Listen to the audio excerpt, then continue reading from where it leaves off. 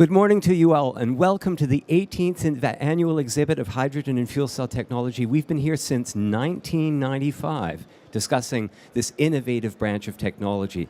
It's always interesting to talk to new guests. There are specialists in the field who deal with a number of factors in the fuel cell and hydrogen industry. One of those who has across-the-board knowledge is the Executive Director of the Fuel Cells and Hydrogen Joint Undertaking, and his name is Bert de Colvenaer. Please welcome with me Bert de Colvenaer.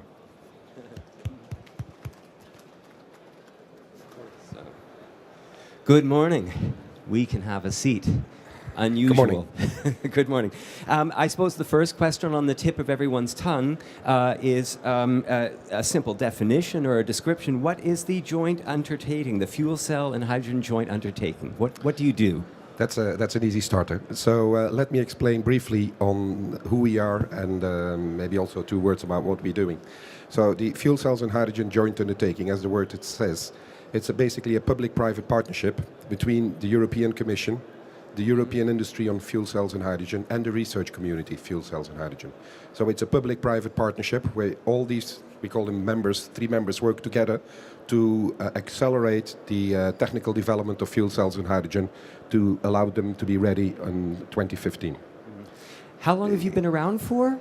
So we were established 2008 officially by a council, European Council regulation. So there is an official legal basis for the existence, which helps.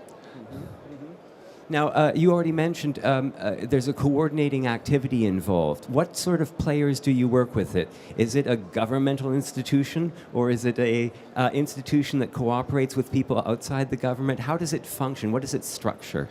So we are a community body. We can simply say this is an individual company under European law. So that helps. We also have a team of 20 people who are full-time employed and working with us to do the administration, to do the activities which we are supposed to do. So basically the administration of the projects for fuel cells and hydrogen. So that's basically our main mission. Now, whenever I hear the word governmental organization or organizations that are connected somehow with the European government, there's generally some sort of mandate involved. That is, they do have a mandate to fulfill a specific task. What is your mandate? So within the council regulation, it's been outlined that for the time frame 2008 to 2013, we have overall a budget of 1 billion. The 1 billion is split up in half cash contributions from the European Commission, half is the in-kind contributions from the industry and the research, so just working hours and labor. So with that budget, totally about 1 billion, we are supposed to bring forward or to accelerate the technical development to be ready commercialization 2015. So that's basically our mandate, to accelerate the technology development. Now, whenever I hear someone with a budget of 1 billion, I imagine there's a huge lineup of people wanting to get involved. How do you determine the distribution of funds? What sort of processes are involved? Well, what we do with that budget is we have an annual call for proposals. So we launch on an annual basis, usually in January, February, a call for proposals. And that is predefined topics which we address. These topics go from what we see around here, transport applications, stationary applications, hydrogen production and distribution, early markets, and cross-cutting activities. So that's a little the portfolio. We are administrating that. We are administrating the whole process of those proposals. That goes from launching the call, evaluating the call, and then finally do all the administrative work and the financing of it. So there is indeed a lot of people involved in that, but also the lineup, as you described. We have a lot of beneficiaries, participants, who want to get involved in these projects. When you advertise a call for proposals, are you satisfied with the response? Are people getting involved? We are still oversubscribed, so which means that there are more proposals than budget we have, which is a challenge, because you could have too much money, but we are not in that situation. So there is indeed an interesting participation, and those projects generally the average amount is about 3 to 5 million euros. Duration is about 3 years, and we have a fair split between industry participation and research participation. I think oversubscribed is actually one of the best accolades that you could possibly give to any governmental or public activity. It must be nice to have so much feedback. It's correct. Yes, it's nice to have this let's say over subscription. But we have to take care because we see this kind of business emerging activities. There is a lot of activities going on. I mean, the people are very busy, and if you do it too frequently, if you would have too frequent call for proposal, people would say, well, sorry, we don't have any more time. They are limited in capacity to contribute to the proposals. So that's something we have to keep in mind. Once you receive the proposals, how about the decision-making process? Who is involved in actually deciding which proposals get chosen? So the money we get is public money, so we have to have a fair and transparent system who's dealing with that. So we are engaged with external experts. So we don't judge ourselves, we just do the administration.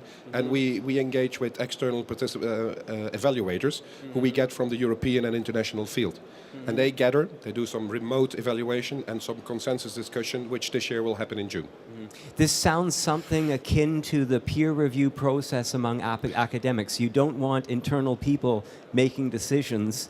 You really want to have people from outside involved. Just to be fair and transparent and make sure that it's an open system where there cannot be any bias, left or right, to make this decision. So it is indeed very similar to a peer review. Do you have any examples offhand that you could give of proposals that have been accepted? A general description of what type of activities? Well, as I described before, we have various application areas. We work towards projects in transportation, in stationary applications, so combined heat and power, micro combined heat and power, hydrogen production and distribution, and early markets. We also go, let's say, from the different fields. We're going from projects which are rather basic research type or more applied research type over demonstration and awareness raising, regulations, codes and standard. So our allocations for the budget is kind of standard for each of the different years. A typical project, let's for instance a demonstration project for buses, for example, which is called CHIC.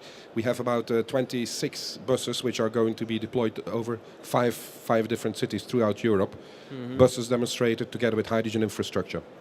That's one of our bigger projects. But we do also with cars. We also do micro CHP and so on. So it's really the whole perspective, the whole gamut. Okay, the whole gamut. There are a number of issues when I think of the restrictions sometimes new technologies face. Here we are in Germany. If you want to market a product, there has to be some way of certifying that it is safe. And we in the fuel cell industry know this issue quite intensely. For example, here, it was sometimes a battle to get permission to operate a fuel cell or a direct methanol cell within this building when they were new. There were no legislative bodies you could turn to who were informed about this technology. So do you also help us to, well, lobby is the wrong word, but to litigate for good regulations that allow us to implement the technology we have? We support these activities, again, through various specific projects where indeed, and this is really a first mover disadvantage, all these regulations dealing with safety around hydrogen are not widespread, or people do not widely know how and what to deal with this. So through the projects and where people actually work on getting certifications for fuel cells, for tanks, for storage, whatsoever, this kind of feedback we try to, continuously keep or distribute through the various projects. Yeah, and with that information as part of our, let's say, mandate, we're going also to the various political stakeholders, saying that please be aware this is a new technology, but we need your help to make it towards legislation type of adoptions. So we really would like to help them, to give them both the question on safety and the answer based on the information we get from the project, to help them to make this process simpler.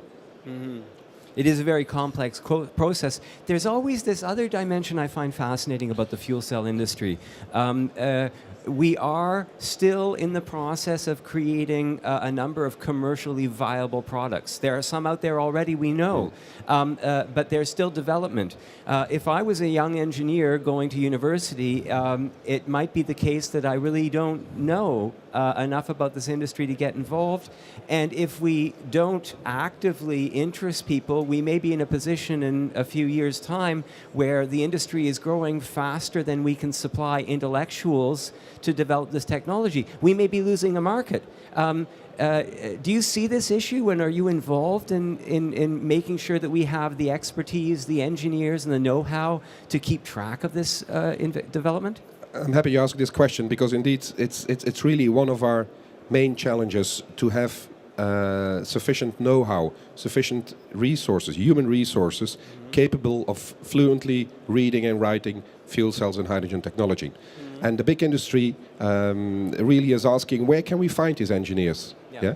And it's something we address through projects and through different workshops on how to stimulate the young engineers first, of course, to get interested, but secondly also to develop a curriculum for these people.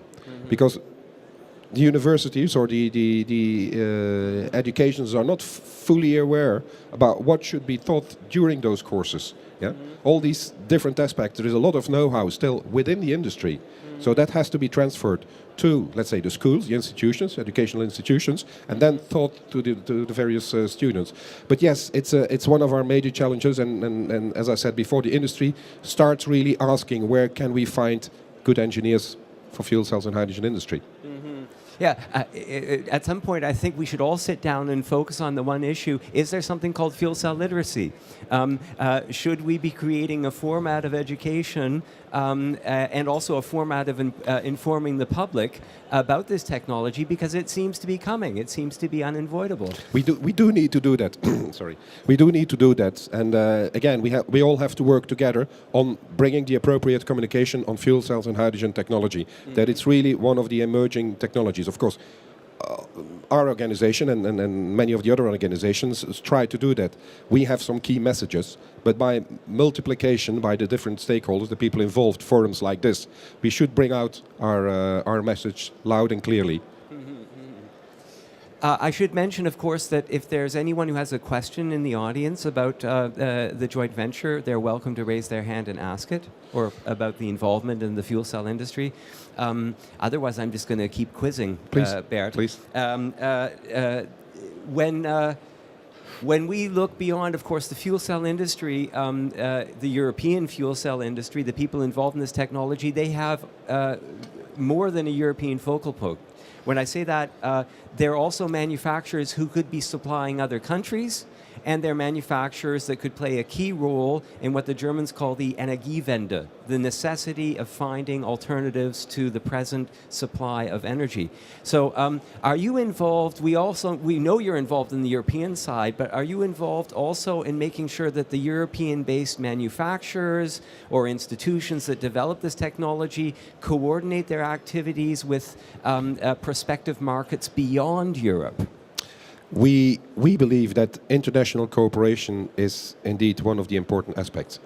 What we have with the Energiewende, this is something we can't solve in a single country. We really have to work worldwide on this specific issue, within Europe, within the individual member states, but also very much international.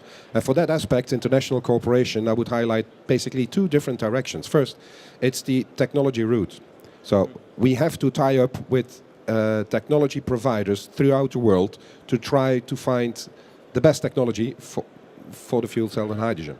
So regions like America, Japan, Korea and Europe are very much in the front line to develop this. So we need to tie up with them to find the best solutions for any single project. That's one aspect. The second aspect for international cooperation is also the market development, because we know this is a new technology and we have to develop the market for this. And that's why some of the, allow me the word, underdeveloped regions might be specifically in need for this new energy technology, where we could place a couple of fuel cells in the local community. We automatically come to small grid systems. And that's really where we could bring we could bring this new solution for people who are in need of this. Yeah? And then indeed sometimes, and I would like to compare to the mobile telephone industry in Africa, they just leaped the one step. I mean, they never had the landlines, but they directly went from nothing to mobile telephones. And I think also the fuel cell and hydrogen technology could allow for that. They could allow for that. I suppose that it can be turned around. I love this point about the mobile phone market. It costs a lot to put up cables. They were already in place prior to the development of mobile phones. So you have your landline, and the initiation of mobile phones is sort of a doubling of that. If you turn the equation around and use the same metaphor, we have a grid structure in Germany. And when we talk about grid structures, German grid structures, they're immensely reliable. Does that pose a form of competition that is a bit more challenging? I don't think so. And the question around the energy provision as we have now is really something which is really coming into a larger debate. We have the utility power stations, which are on average about 30, 40 years old, so they're up for renewal. The grid, you say reliable, but I'm not very sure about that, because I think we have been very, very close to a half European blackout. Now, we do need to be proactive rather than reactive. So we don't want to wait to the situation that parts, and it starts to happen, parts of Europe are blacking out because the energy grid is not strong enough, cannot cope with the distribution of the energy throughout Europe. And that's why, again, we should answer the question in a very wide perspective, allowing all the different options, and fuel cells and hydrogen with distributed power generation, again, could help there. The energy debate, and that's maybe the second aspect of it, related to energy storage. This is mankind's biggest problem always, to have the energy available when you need it. Not when you can produce it, but when you need it.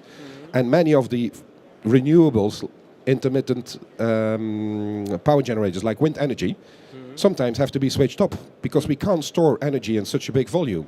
And that's really a key factor where, again, hydrogen can be used as an energy vector to store the energy. There are days, I saw we have a question here. Is that a question? Go ahead. I'm curious to know, for project applications for the joint undertaking, how is the project consortiums formed, and how do project participants find each other? Is there a platform? That is indeed a very interesting question. And how are ideas formed? I believe that when you put the different people together and exchange information and ideas, opinions, this is really how you start getting a nucleus of an idea, a concept, which then further elaborates. And then it's really people finding each other, networking events, like here. People say, well, I have this and you have that, and why don't we work something together? We need still A, B, and C, so try to find the partners. That's roughly the system how it works. Yeah. So it is based on people knowing each other. Yeah. There are, let's say, more formalized systems, like we have in different member states, brokerage events, where specifically with the industry, they're organizing an event where they're bringing all these people together around some different themes which are formulated in our call for proposals. So it's very much an individual initiative, and sometimes moderated by organizations, by different member states, and by the industry grouping. So one of our members, the industry grouping, is actually doing this in Brussels and in different locations. So that's a little, I hope I'm answering your question, that's a little how it happens. It is not the case that we are putting the consortia together. That's not part of our mandate. Yeah? We cannot make the project, evaluate the project, and finance the project. That looks too much telephone system, isn't it? So we allow the people the freedom, we have a transparent evaluation system, and then we just do the financing and the administration around it. So it's not legislating, it's facilitating. It sounds wonderful to me. We're almost out of time, but I cannot resist another question, and the question is one that sort of I'm trying to get people interested in this technology. Here we are in Germany. There seems to be no correlation between the countries that implement this technology the best and the countries that need it the most. To give you an example, in Germany, we are so reliable on imported energy resources.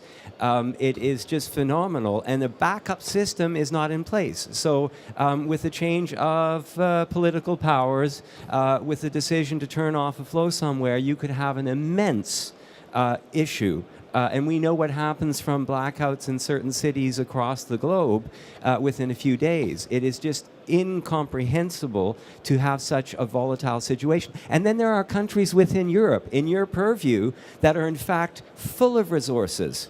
And some of these countries are further down the road in the implementation of hydrogen technologies. We're almost out of time, but do you have any short explanation for this conundrum? It's a difficult question, and it depends a little on how the politicians see this problem arising. Mm-hmm. I believe it's the politics' responsibility to look into the future, like a CEO has to look for his business into the future. The energy is a big issue. We have to do this, of course, for each of the individual member states, countries, but also on a European and a worldwide level. Yeah. So I'm not going to elaborate too much in detail, but the European Commission has the Strategic Energy Technology Plan, where all the renewable energy systems are going to come together. The solar, the wind, the biomass, the fuel cells, the smart grids and the smart cities, and more. So it's really starting to integrate, answering that problem what you just indicated. We do have to work together, and it's correct what you say. Some member states have a lot of resources, other ones don't. So we have to show our willingness to cooperate to solve worldwide this social issue. I'd love to continue this conversation, but we're out of time. I'd like to remind everyone that you can speak with Bert. He's just behind us at a booth next to the logo now. You can see his booth for the fuel cell and hydrogen joint undertaking. The executive director, Bert de Colvenaer. It has been a pleasure talking to you. Hope to see you next year. Thank you, Brian. Thank you. And thank you. We are continuing in exactly 30 seconds. Next up on stage, we'll be talking to Zaki Noul Kabir, CTO of Clear Edge Power, about the commercialization of Clear Edge 5's combination combined heat and power unit. So stay tuned. Back in 1 second. And the drinks are free, and they're on the way.